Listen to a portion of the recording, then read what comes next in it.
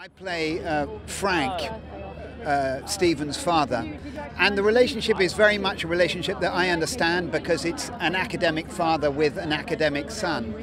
So the rapport is very much that of people who are all in the know, and I grew up in Cambridge, so I know what all of that sort of joking, in sort of conversation is like.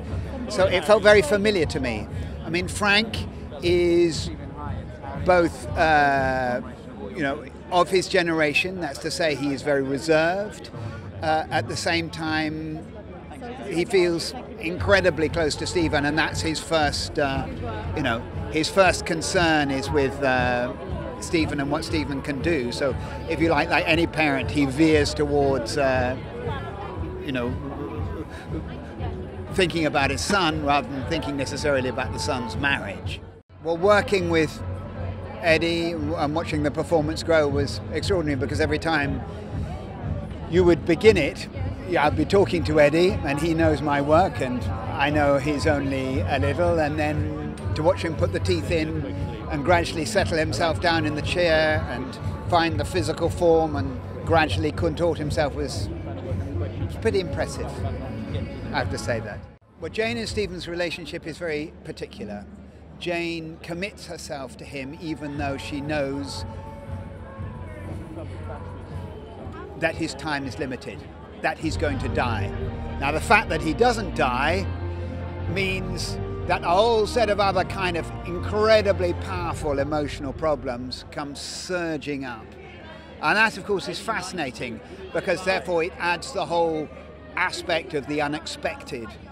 What is she going to do now? What is going to happen now? And of course, I remember that. I remember my mother coming home and saying, speaking to Jane and it being very, very tough because you've got essentially somebody who is a massive, who turns into a massive star, a massive international intellectual star, and the pressures on that kind of man, and the fact that a man like that has a very, very, very powerful drive, ambition, imagination.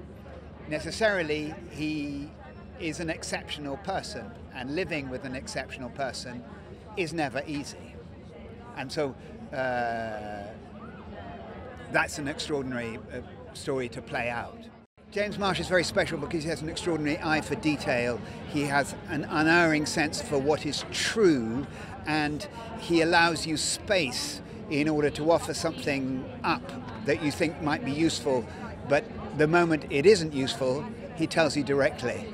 And so it's a very, very incredibly pleasurable thing to work for him, because you feel you both have space as an actor to offer something, but at the same time, you know that you're not going to be left to flounder. Ladies and gentlemen, you're watching Hey You Guys! Hey You Guys, huh? Hey You Guys. Is that from the Goonies? It is indeed, yes. Nice. Hey